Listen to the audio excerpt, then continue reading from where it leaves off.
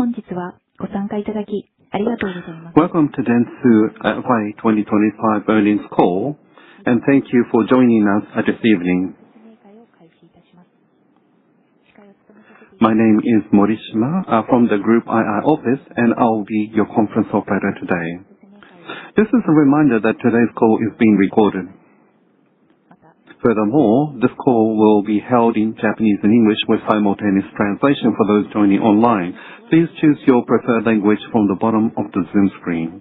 For those joining on the telephone line, you will only be able to hear the original language spoken.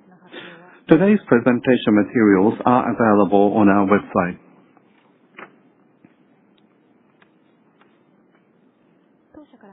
Joining me today are Global CEO Dentsu, Hiroshi Igarashi. 五十嵐でございます。よろしくお願いいたします。Executive Officer, Executive Vice President, and Global Chief Operating Officer Dentsu, and Chairman Dentsu Americas, Julian Allegri. It's Julian Allegri. Good evening, good morning. CEO Dentsu Japan and Deputy Global COO Dentsu, Takeshi Sano. 佐野です。よろしくお願いします。Global CFO Dentsu, Shigeki Endo. 遠藤です。よろしくお願いいたします。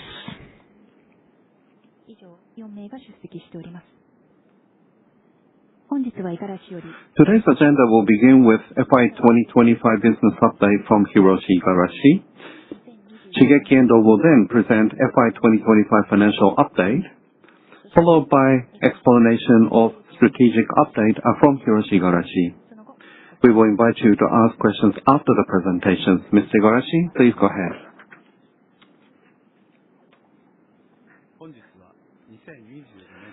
Good evening, everyone, and thank you for joining our fiscal 2025 earnings call tonight.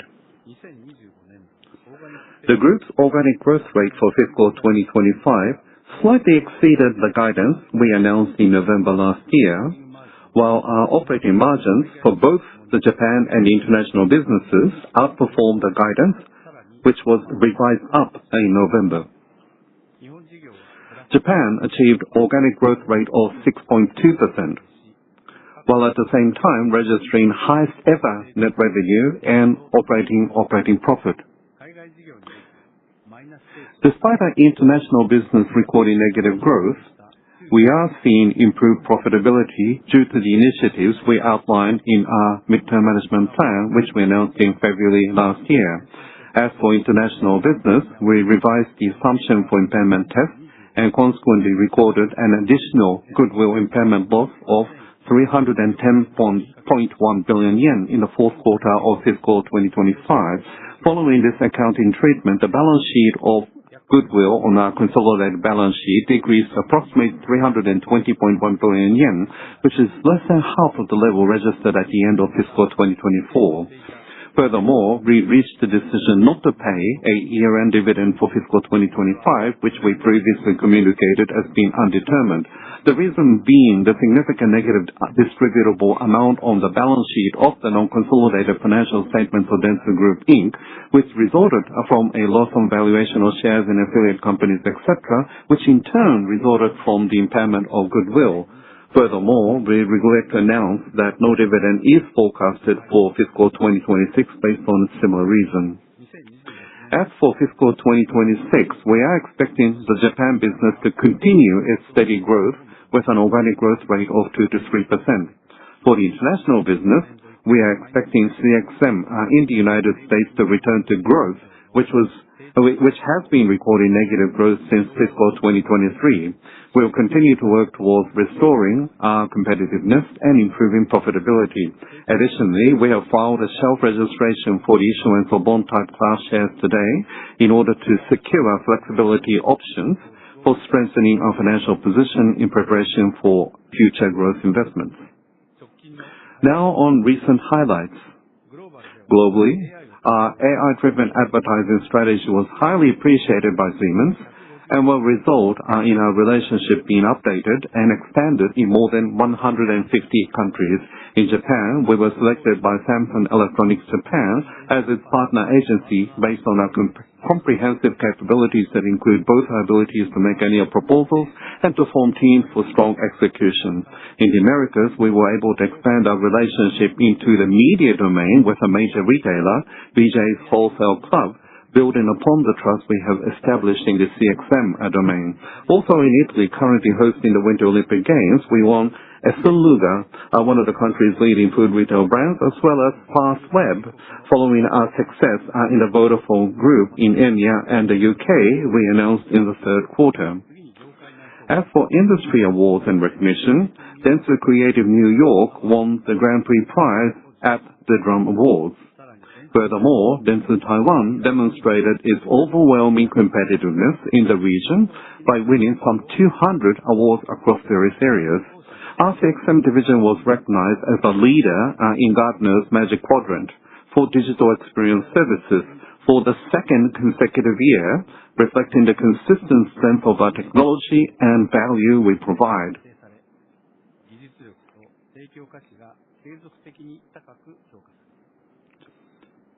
In addition, Dentsu Sports and Entertainment launched its operations in the Indian market, making an important step towards expanding our presence across Asia. I'll now pass the microphone to our CFO, Shigeki Endo, to update you on our financial results.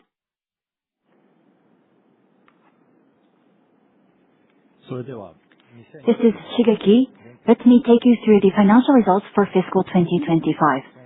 I will start with key metrics. The full-year organic growth rate was 0.5%,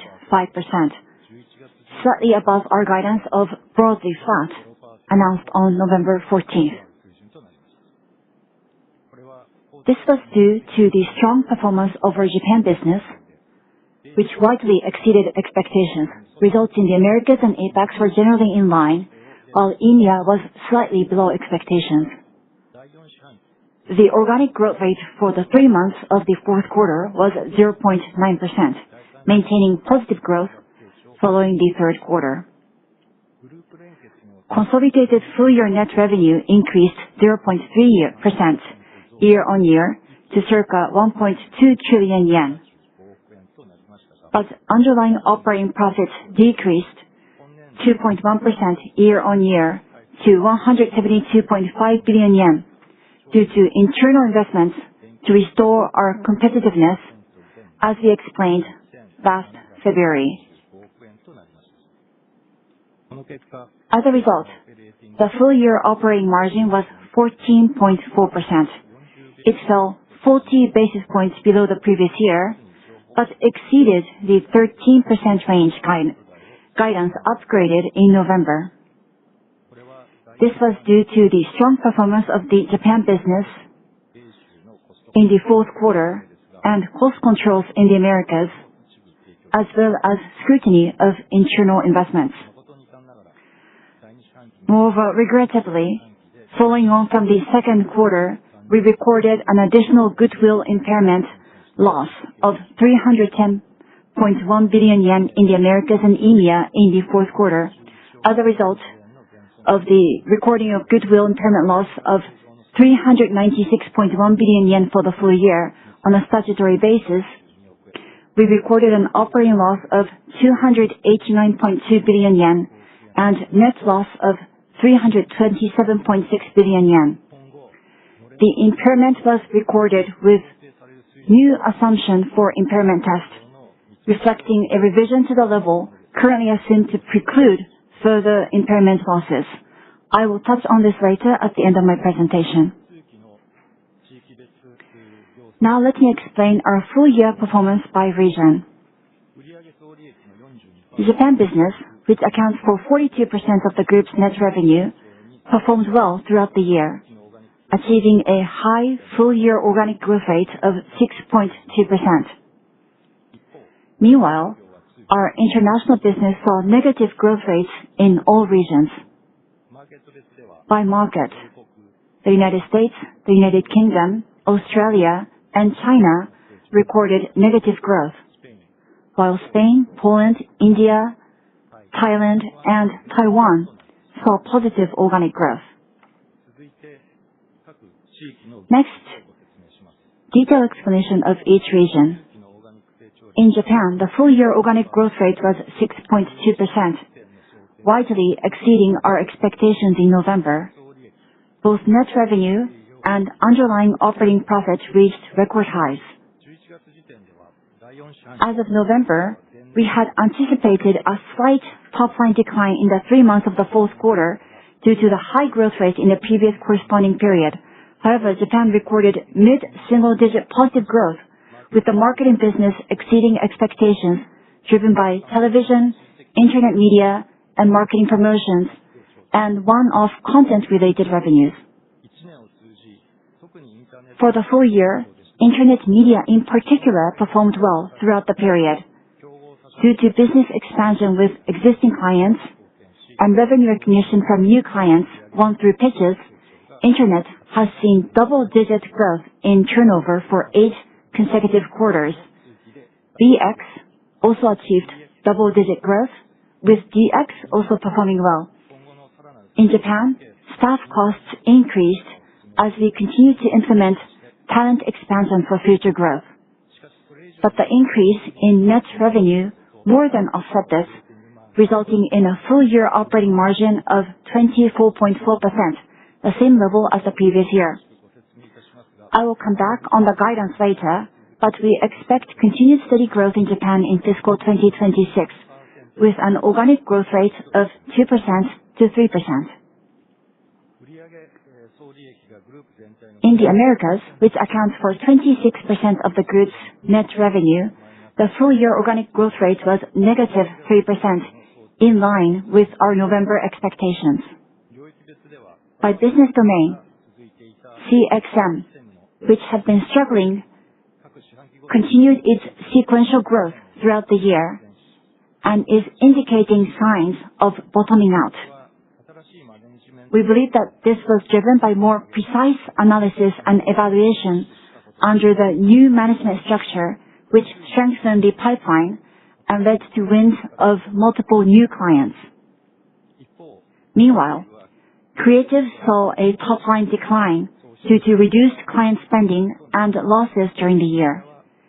Media continued to remain stable for the year. Furthermore, the full-year operating margin was 22.9%, 40 basis points higher than the previous year. While making internal investments, the Americas reduced its SG&A expense by approximately 3% on constant currency basis through cost-controlling efforts and maintained its operating margin level despite top-line decline.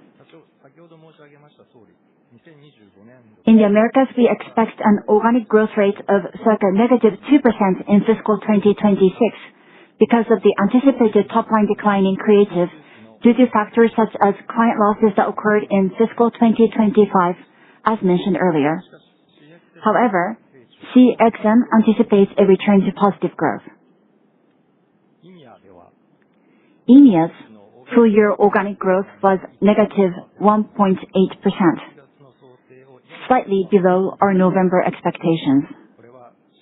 This was due to delays in projects and change in scope for several clients in CXM. By business domain for the full fiscal year, both CXM and Creative recorded high single-digit negative growth.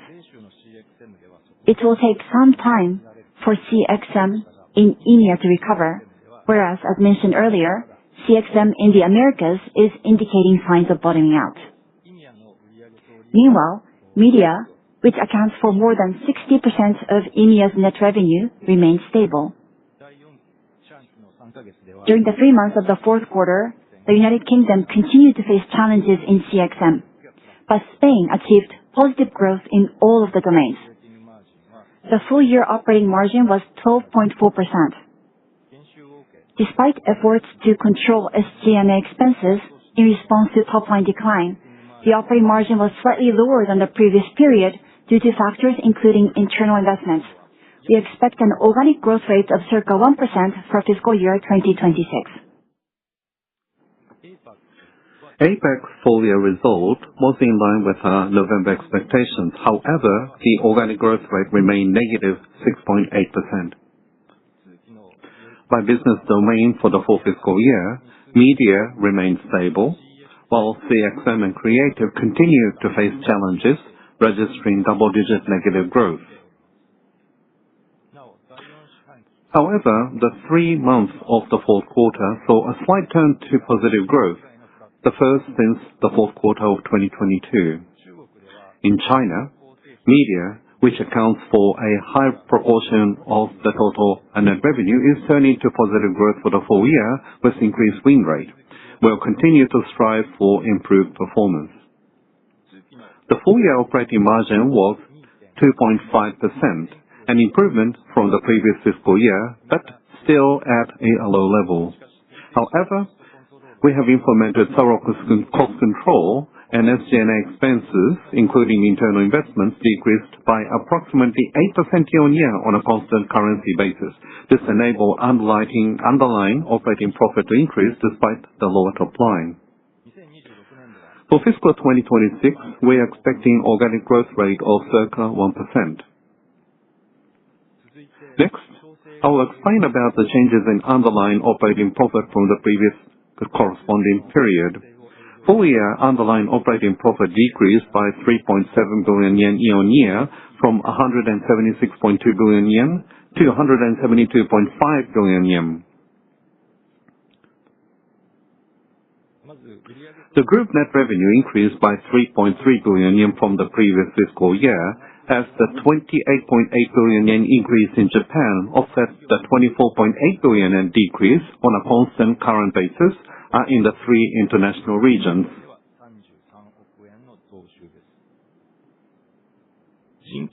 Staff costs increased by 2.6 billion yen from the previous fiscal year across the group. Although the 3 international regions realized a total reduction of 13.5 billion yen, primarily in the Americas and APAC, Japan registered an increase of 13.8 billion yen, mainly due to talent expansion and the additional bonus payments in the fourth quarter. Similarly, operating expenses increased by 3.6 billion yen from the previous fiscal year across the group.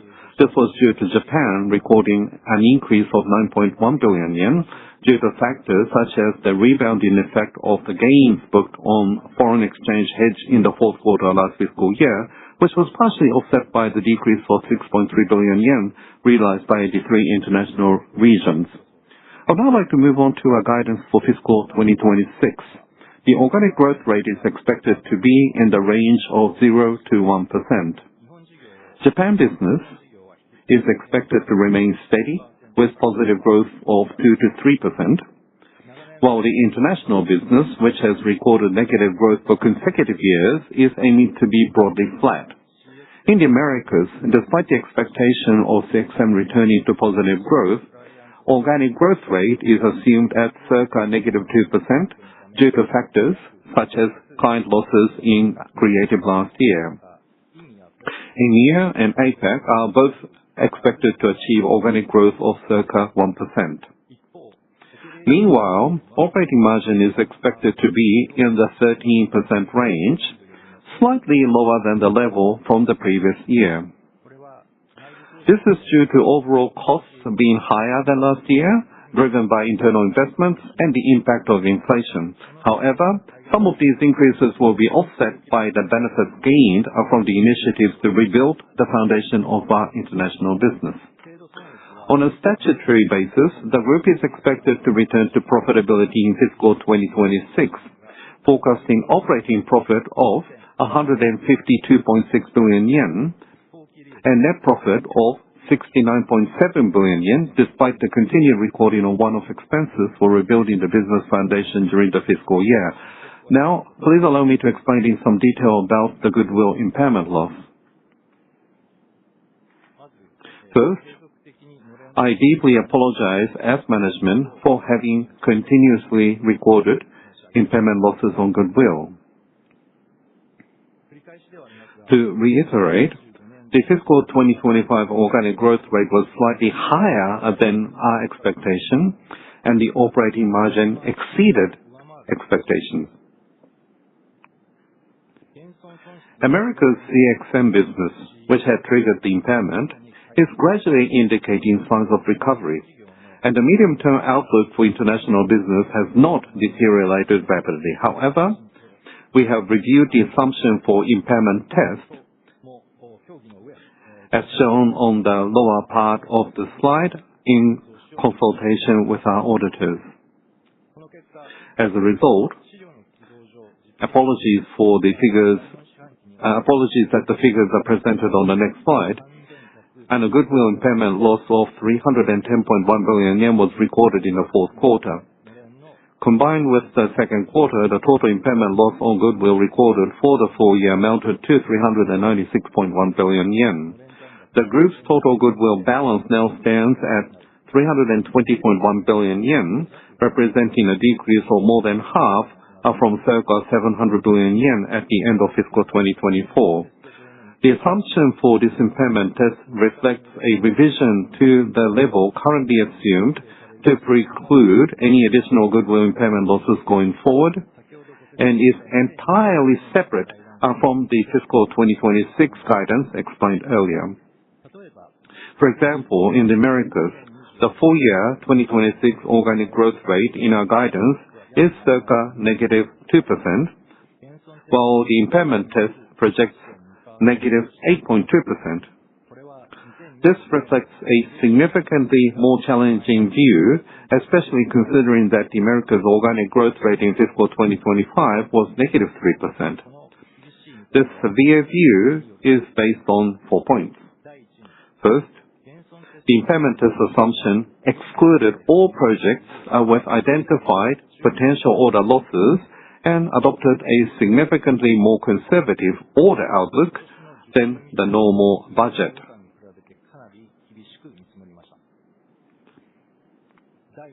Second, margins were also conservatively assumed. While the fiscal 2025 actual margin in the Americas was circa 23%, the impairment test assumed circa 17% for fiscal 2026. And excluded any future benefits from the ongoing Rebuilding the Business Foundation initiatives, which are already showing results.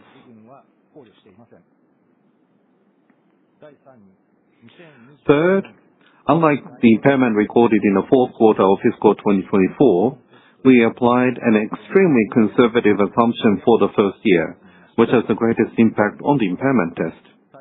Finally, we also lowered the medium to long-term growth rate for fiscal 2028 and onward for the impairment test from circa 3% at the second quarter to circa 1%. Next is about the dividends. As was the case in the second quarter, goodwill impairment led to a loss on valuation of shares in subsidiaries and affiliates on a non-consolidated basis, and this caused distributable profit to become negative by 234.3 billion yen, which serves as the source of dividends under the Companies Act. For this reason, we regret to announce that we have resolved to pay no year-end dividend for fiscal 2025 and are forecasting to pay no dividend for fiscal 2026. In response to this, we will endeavor to enhance EPS and maximize TSR by focusing on key areas where we are already making progress in achieving results, and by thoroughly executing the initiatives to rebuild the business foundation and to reevaluate underperforming businesses. Additionally, we will make every effort possible to resume paying dividends in the future, including further acceleration of non-operating asset sales. Furthermore, we have filed a shelf registration for the issuance of bond-type class shares that do not result in dilution of common stocks, subject to approval of the partial amendment to the Articles of Incorporation at the ordinary general meeting of shareholders in order to secure options in advance for enhancing the financial foundation in preparation for future growth investment. That is all from me. I would like to hand back to Igarashi-san for the strategic update. Thank you, Shigeki. As explained, we have revised the assumption for impairment test at this time to the level where no further impairment losses on goodwill are expected. We deeply regret to announce that no dividend payments will be made for fiscal 2025, nor forecast for 2026.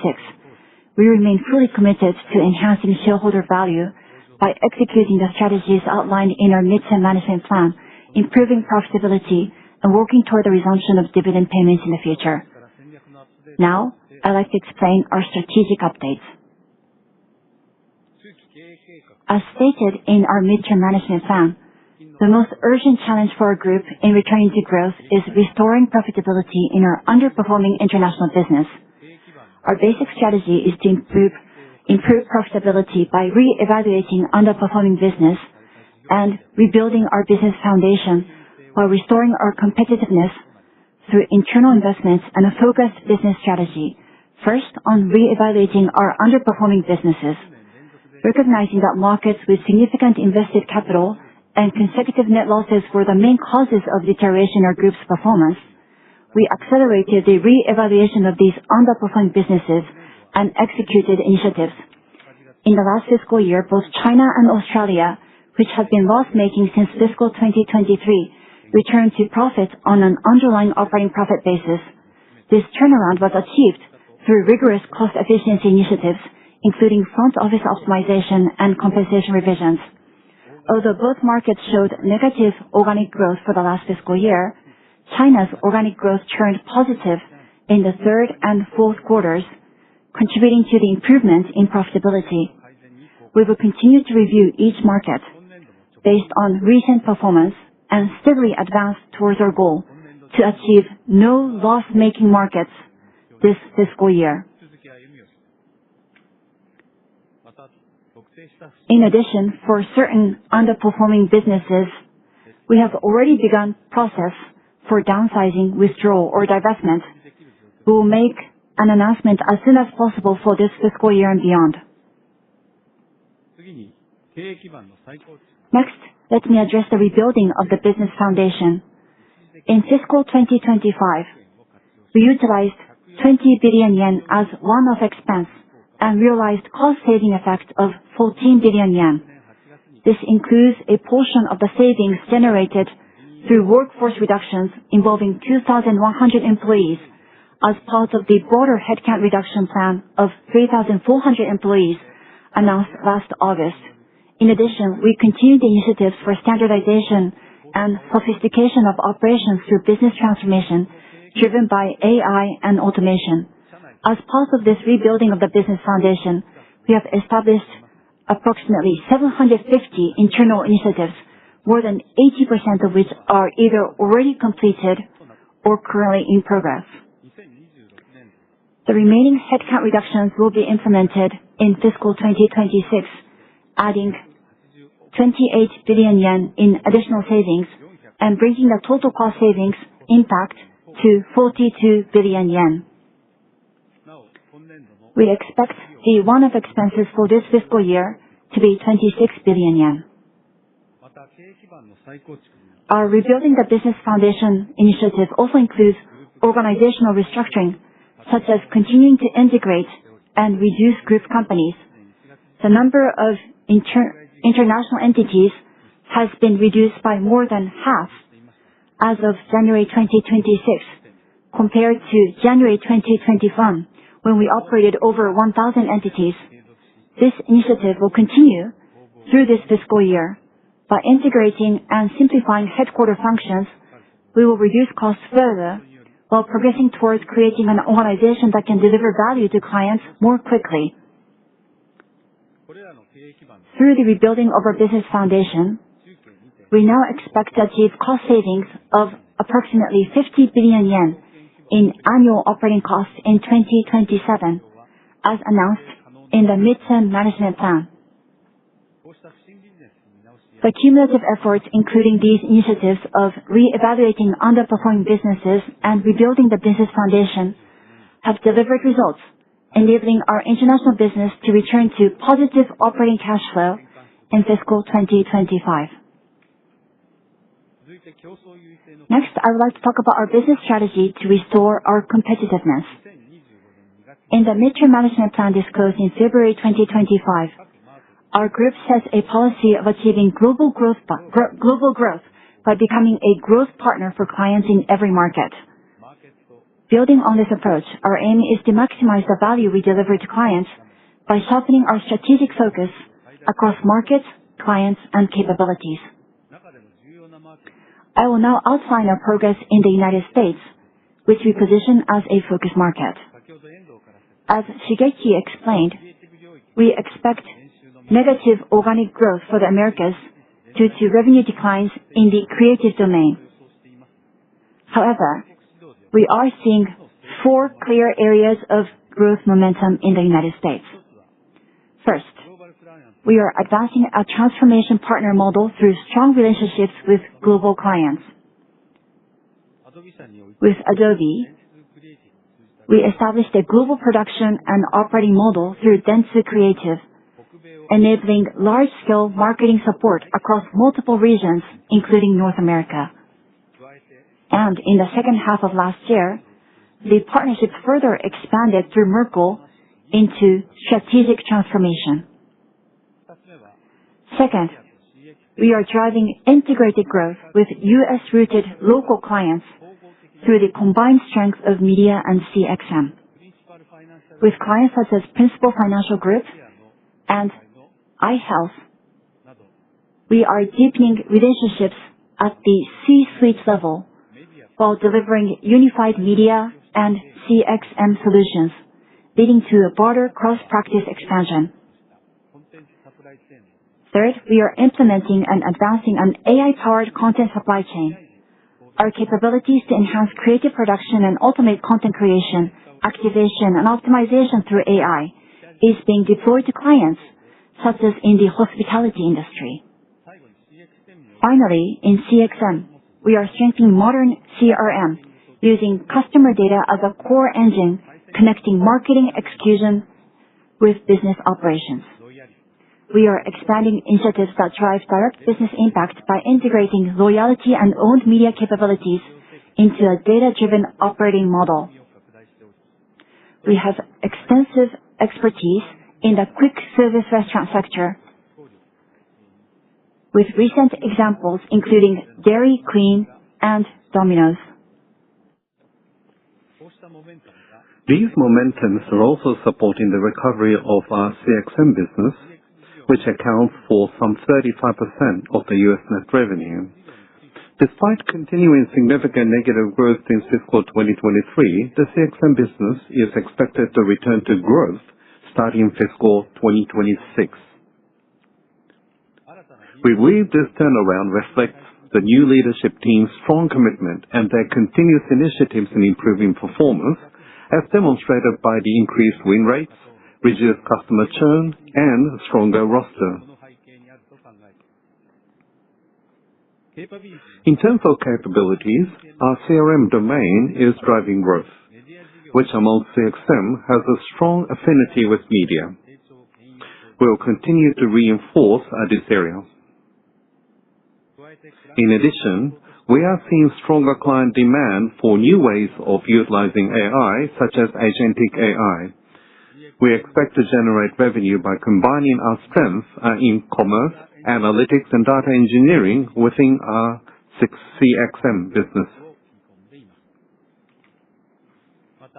Regarding our international business, we are continuing to execute a strategy that positions media at the core of our growth.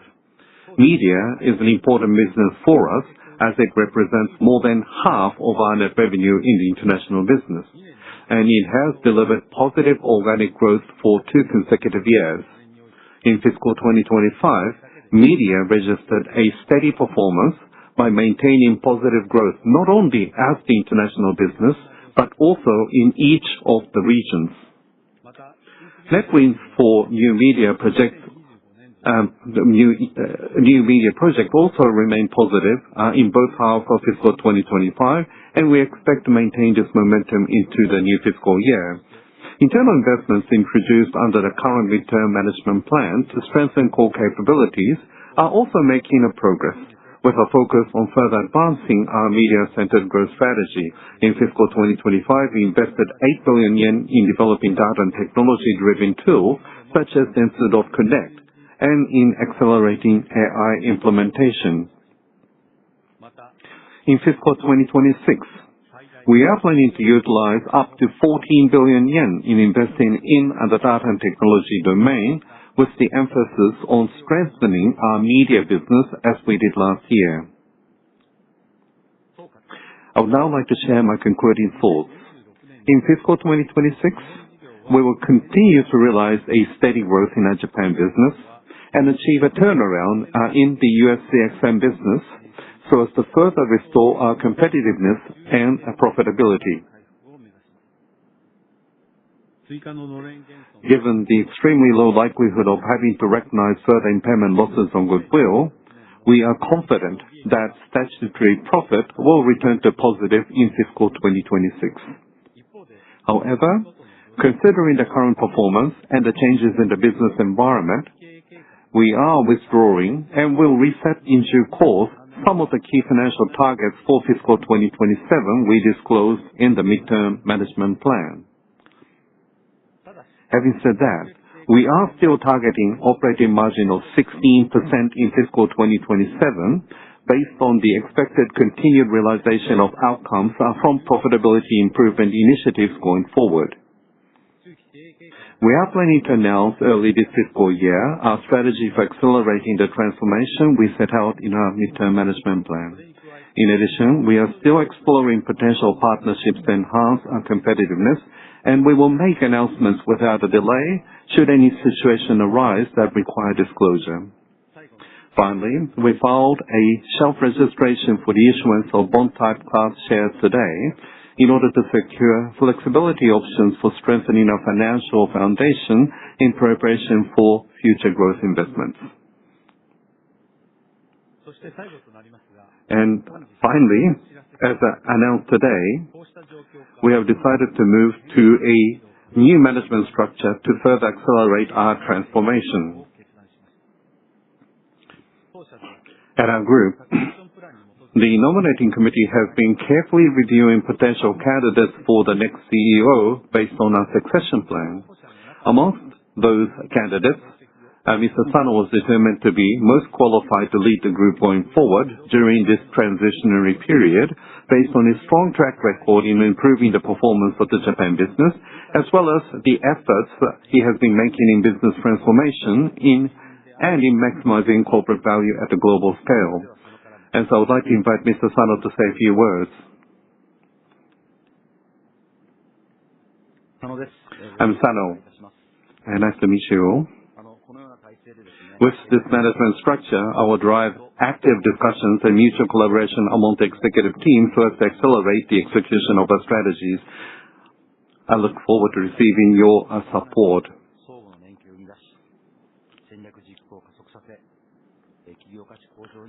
And will certainly contribute to enhancing corporate value. Look forward to receiving your support. Thank you. And thank you for your attention. I'll now hand back the microphone to the operator. We will now begin the Q&A session. For questions, please use the raise hand function on Zoom or press *9 on your telephone. I will ask you to unmute. Then, please introduce yourself. We are confirming several hands being raised. Please keep your hands raised as we are confirming your names. Thank you for your patience. The first question is Abe-san from Daiwa Securities. Please unmute and introduce yourself. Thank you very much. I am Abe from Daiwa Securities. I have two questions. My first question is regarding the impairment. So the equity ratio is down as a result of that. And as you said, you are filing shelf registration for the issuance of bond-type class shares. And I would like to ask about how you see the equity level. Do you think that you need further capital infusion from outside, or are you simply preparing for so the worsening of the financials. So I would like to ask your outlook regarding that. And then next is the business outlook. So outside of the North America, you are forecasting an increase in net revenue. Do you think that this is a conservative figure? How certain are you regarding the growth next fiscal year? Thank you very much, Mr. Abe. Regarding the first question, regarding the shareholder equity ratio from the impact of the impairment and what kind of options we are considering if there is further worsening of the shareholder equity. I would like to invite Endo-san, CFO, to respond. And the second question was that outside the Americas, each region is expecting an organic growth. And do you think that this is a conservative figure? I will respond to this question. Thank you. This is Endo. First of all, the consolidated equity is 370 billion after impairment. It is not that we will immediately need equity finance. On the other hand, growth investment and structural reforms will continue. Therefore, in terms of the financing, we will consider every option, including equity finance. And as part of this consideration, in order to strengthen the financial basis for making such an investment without diluting EPS, in order for us to issue bond-type cash shares in a more agile manner, we are going to ask for the approval at the AGM for the shelf registration. And second question, I will respond to the question. The increase in net revenue outside of the North America, is this a conservative outlook? And the response is yes. We have, for each market and for each region, been considering the budget formulation. Of course, we look at both risk and opportunity in detail, and we have incorporated the risks in our calculation for our budget. And we have issued the guidance as a result of that reflection. Therefore, we believe that this is an achievable budget. Thank you. Thank you. Thank you very much, Mr. Abe, for your question. The next question will be from Mr. Maeda from SMBC Nikko Securities. Thank you. This is Maeda from SMBC Nikko Securities. So to begin with, thinking behind the impairment on this occasion, from our perspective,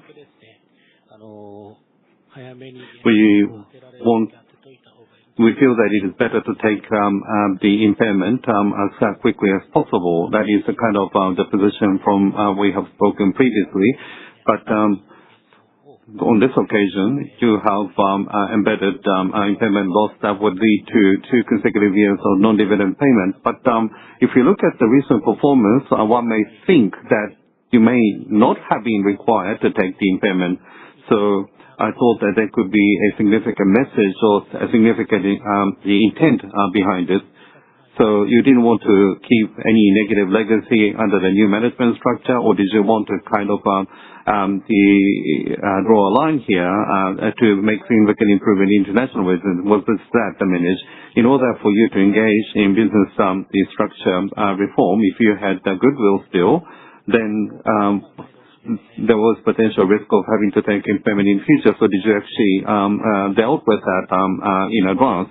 I think this was quite a bold recognition of a goodwill on this occasion, impairment on this occasion. So I wanted to understand the intent behind this. That's the first question. And for second question, in regards to the international business, based on your explanation thus far, it seems that you can aim towards recovery on your own, and the success examples from Japan can be implemented for international business that could potentially lead to different results.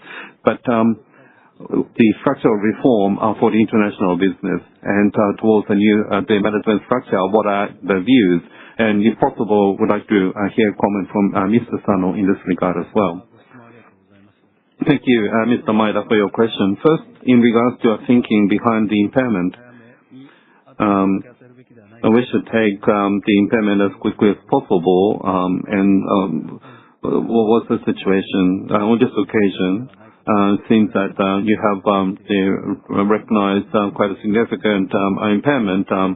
Is there a significant message behind this? We will kind of embedded the risk of the impairment in the future. So I would like to ask CFO Mr. Endo to respond, and I will follow with my comment after him as well.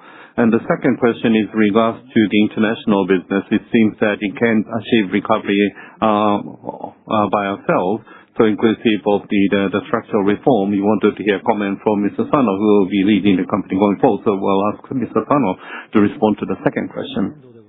So this is Endo speaking. Thank you, Mr. Maeda, for your question.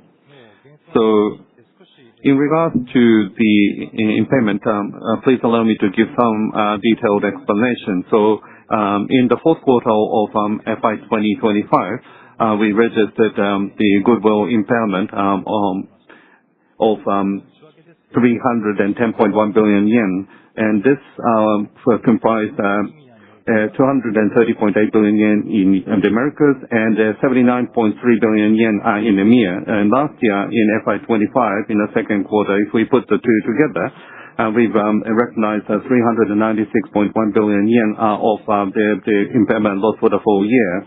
And if we break that down, Americas accounted for 299.7 billion yen, EMEA 96.4 billion yen.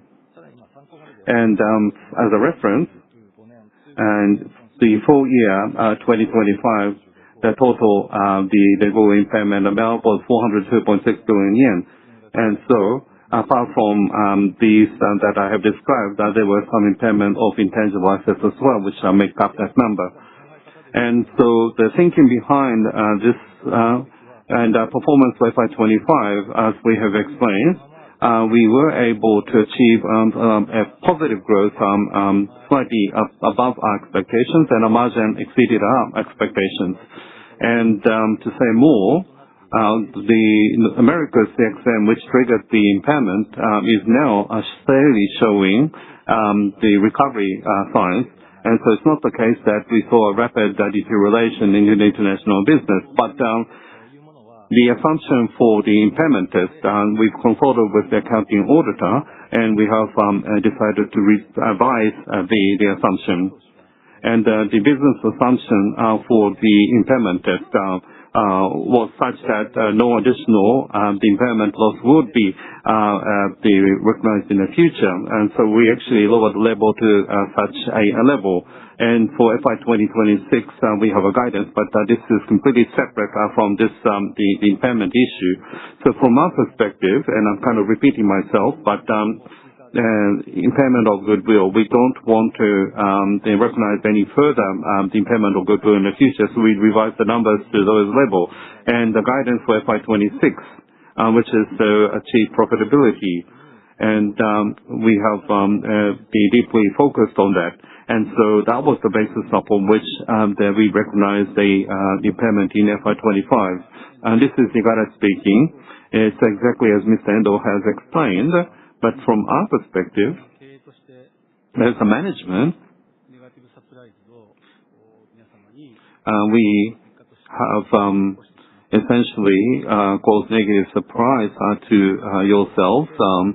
And this is something that we regret significantly, the significant impairment loss on the goodwill on this occasion. And this came with the thinking that we do not no longer want to cause negative surprise in the future. And so we took that in mind and discussed with the accounting auditor and made assumptions at that level. It's really based on reflecting all of the risk factors. But as Mr. Maeda has indicated, together with the reform of international business going forward, would there be a potential risk in the future? Well, rather than assuming that for now, we have reflected all of the risk to the maximum level possible, so that we no longer will have to come up with negative surprise in the future. And we wanted to engage in the reform on that basis. And that is the message I would like for you to take. So I would like to ask Mr. Sano to make comment in regards to the international business. This is Sano speaking. Mr. Maeda, thank you for your question. Yes, as you have indicated,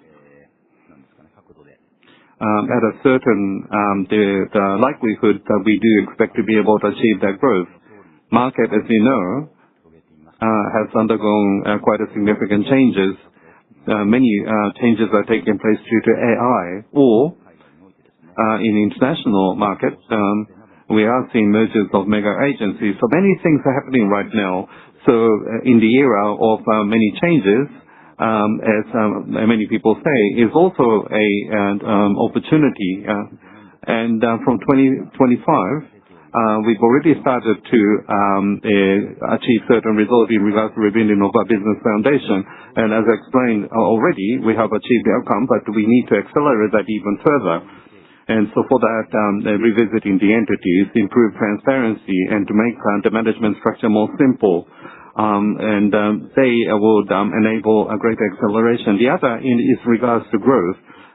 So as you have indicated, many knowledge that we can utilize from Japan, and for each of the markets, not being completely uniform, but the markets have various strengths, or there are the client structures, or the client the nature. So we need to identify how to win in each of the market, and we feel that we can certainly do this. This completes my response. Thank you. Thank you very much. Thank you, Mr. Maeda. Next question is Mr. Kishimoto of Mizuho Securities. This is Kishimoto from Mizuho Securities. Thank you very much for taking my question. I also have two questions. My first question, for FY26, I'd like to ask about the pitch size or pitch scale. What is the amount of pitch that you are seeing for this fiscal year, and what is the ratio of offense and defense amongst the pitches? Next is the outlook for the Japan business. I believe that you have a really good pitch win rate. On the other hand, the organic growth rate is only expected to be 2 to 3%. Perhaps you're being conservative. Or last year, there were some special market factors around TV. So perhaps last year was very strong, and maybe as a rebound, the growth rate in FY26 looks softer. Those are my two questions. Thank you very much, Mr. Kishimoto, for your question. FY26, I think your first question was more about the international business, the size of the pitches in the FY26. So I would like to respond to that question. And regarding your second question, regarding Japan business, FY26 organic growth rate 2 to 3%. Is this conservative or not? Is there any special factor behind that? I believe that this was your second question. So let me respond to your first question. FY26 pitch size for media pipeline,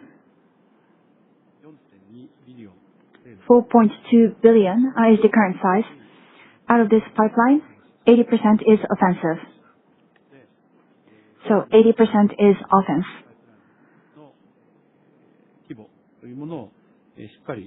And this pipeline is what we want to realize, and also we would like to be winning new opportunities as well by approaching customers.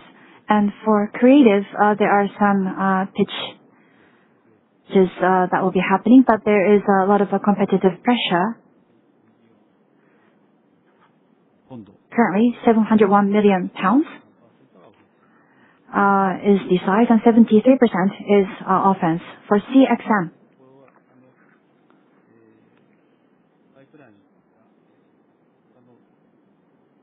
The pipeline is different from the other domains, but the pipeline is actually growing for CXM, and 14% growth year-on-year, about 106 million.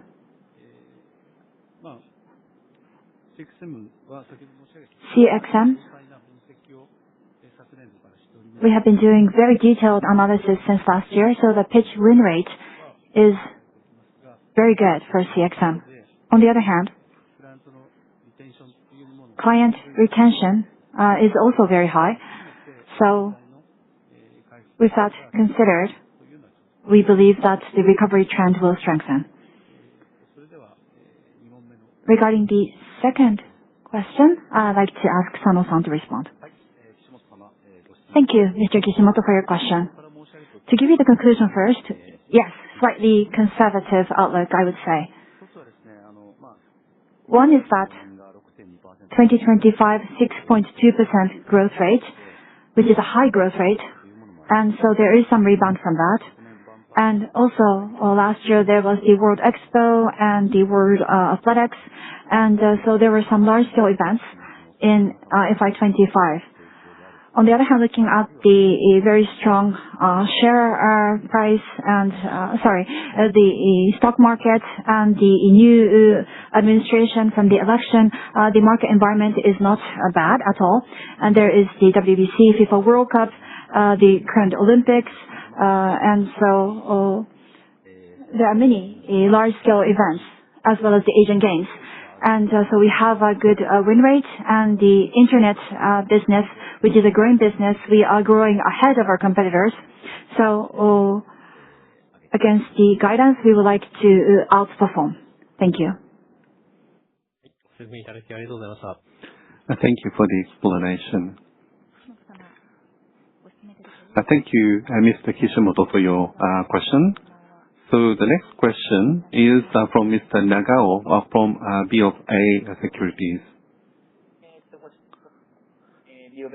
Thank you for this opportunity to ask a question. This is Nagao from BofA Securities. My question is in regards to the balance sheet on a non-consolidated basis. So I understand that the retained earnings are negative right now. So we have the loss on retained earnings, but you have cash, and you have the reserve capital. So the net asset overall is still positive. But in order to secure a buffer to enhance your the capital, so the capital policy on this occasion is essentially issuing a bond on this occasion. Is that the right understanding? So I wanted to ask and receive explanation about your capital policy going forward. So that's the first question. Please ask your second question as well, Mr. Nagao. Yes, the second question is in regards to the North American business. CXM business apparently has started to improve, and the media business has recorded the consecutive year of the positive. And I understand that you want to also add values in a DNT area. So it seems that the forecast is not that pessimistic. Well, going forward, when you look at the organic growth for the U.S. going forward, what are some of the concerns? If you could elucidate on that, please. And is this two questions per person? Yes, you could continue. Sorry. And the third question is within the midterm management plan, and you said that the operating margin target of 16% will be maintained. But you did take the impairment loss on the goodwill, but the ability to generate operating cash flow, I feel that that has not been damaged. And so I think the operating cash flow target was 140 billion yen. So do you have concerns about your ability to generate cash to that extent? It does relate to the first question on the balance sheet, but ability to generate cash flow. I don't feel that that has been damaged. So could you give some comment on that, please? So those are the three questions. Thank you very much, Mr. Nagao, for your question. For the first and the third questions, Mr. Endo will respond to those together. This is the balance sheet regarding the unconsolidated basis, and so the retained earnings or the net asset position, it seems that we still have room. So was it to secure a buffer on the capital policy that we are considering the issuance of class shares? So you wanted opinions about the capital policy and also in regards to ability to generate cash. So Mr. Endo will respond to that together. And the second question in regards to the North American business, it seems that it is starting to show steadiness. If there are any concerns, and for that question, we'll ask Mr. Giulio Mallegri to respond. So this is Endo. Thank you very much, Mr. Nagao, for your question. So the balance sheet on a non-consolidated basis, well, the consolidated the impairment loss that we have taken on this occasion, the distributable amount, which is a source of dividend, this ended up being a negative 234.3 billion yen. And with that, and so whether it be the equity ratio or other financial, the indicators are impacted due to the impairment. And so we won't be able to issue class shares by changing our articles of incorporation. But this is more from the perspective of preparing for future the growth investment. And we want to also strengthen the financial position to have greater the flexibility in able to engage in various initiatives. So that's the first point. And the third question is the operating margin of 16% in the midterm management plan. This has been maintained. Well, as for cash, are there any concerns or not? I think that was the gist of your question. Well, in FY25, and based on the track record, cash flow overseas, this is operating cash flow. This has been negative for several years, but this turned positive in FY25. So in that regard, it's not the case that we have concerns about the cash. That is our view right now. But over a medium to long-term growth going forward, we need to make investments. And so here, under the new structure, we wanted to revisit the situation. And so in regards to the financial, the indicator of 16%, we have decided to maintain. Thank you. So, Giulio, please respond to the question. Thank you. Thank you very much. Thank you, Nagao-san, for the question on the outlook of North America and any concerns specific to that. Well, as you heard, we are looking for organic growth -2 for the full year. Let me elaborate quickly and briefly on each practice, and then we'll comment specifically on the concern. When we look at media, the solid momentum should continue. We anticipate more demand in performance-oriented and data-driven channels, and so we will accelerate our investment in the Media++ strategy, and we also embed AI-enabled workforce with stronger data integration across planning, activation, and analytics. In CXM, I think you already heard about the progress, and we intend to further accelerate the content supply chain and modern CRM. So, to your specific point on the concern, this is really focused on the creative practice where we anticipate is an area that will face challenge. As Mr. Endo quoted, we unfortunately seen significant client losses during 25, and they are impacting 26. There will be also, we're anticipating some client spend reduction that we got in 25. So we hope to stabilize the business throughout services that combine creative and media production and social, but we need to factor in the impact of the losses that we got last year. So that's the outlook. It's just factor in the impact of last year, but we have a clear plan for going forward. Thank you for your question.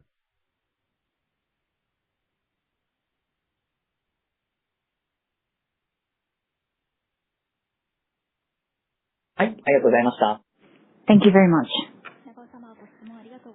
Mr. Nagao, thank you very much for your question.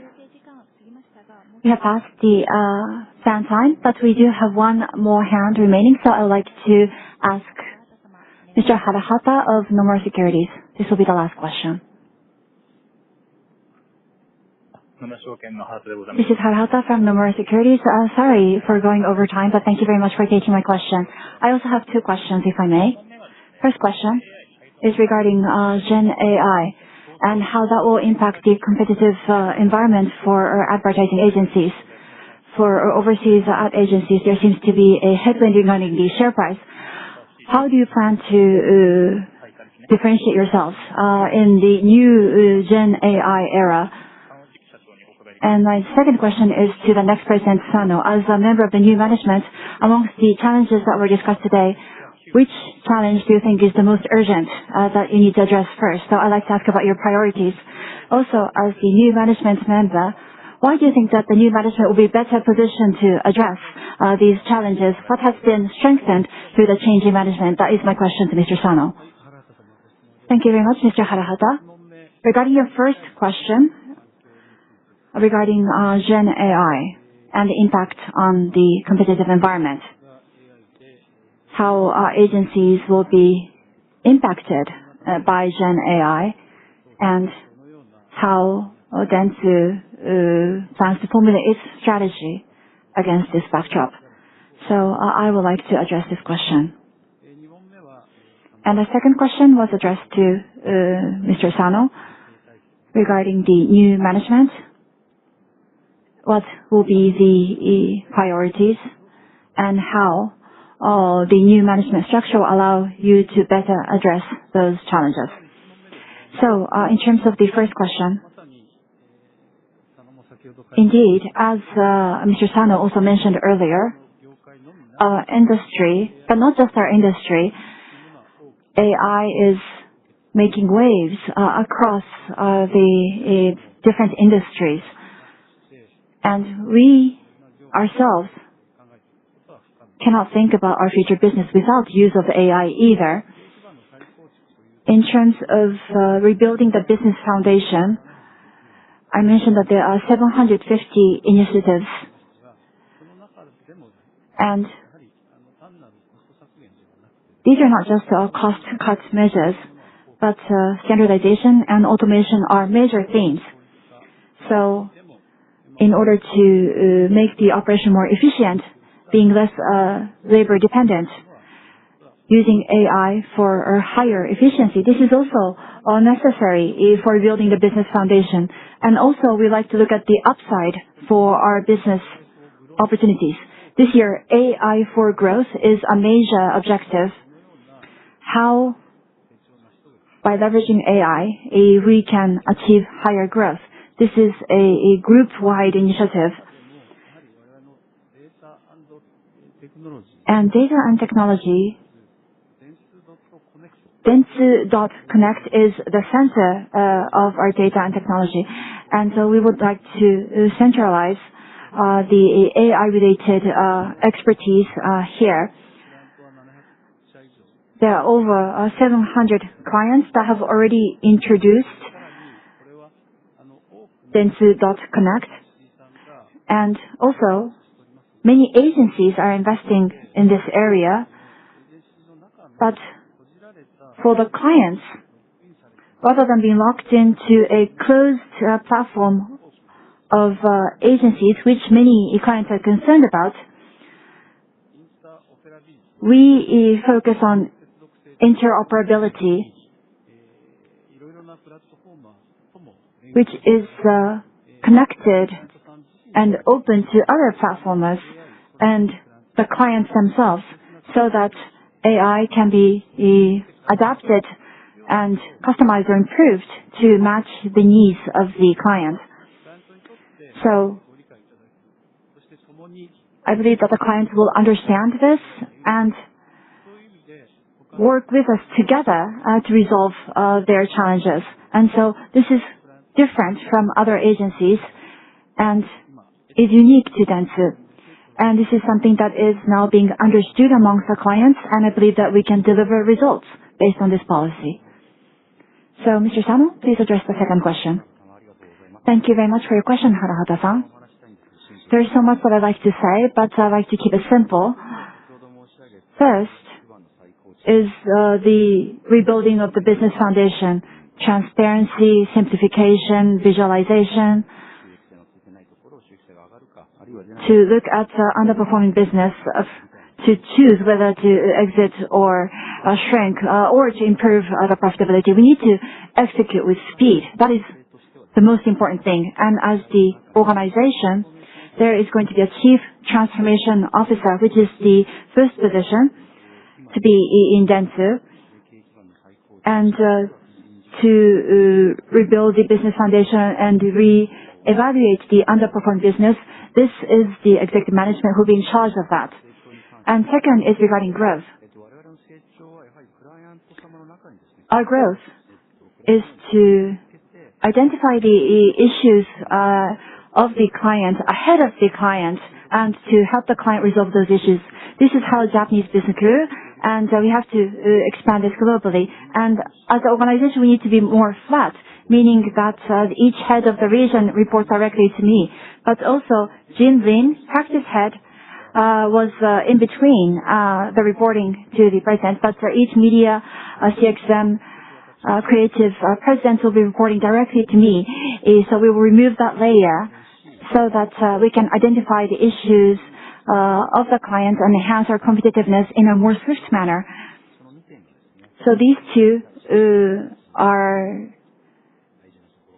what we like to prioritize. But there's one more thing that I'd like to mention. There's a Chief Branding Officer.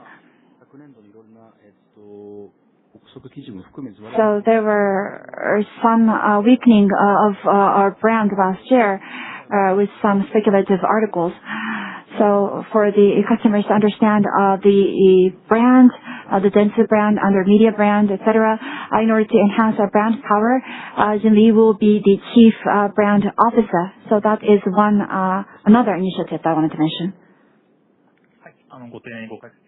Thank you very much for your explanation. Thank you very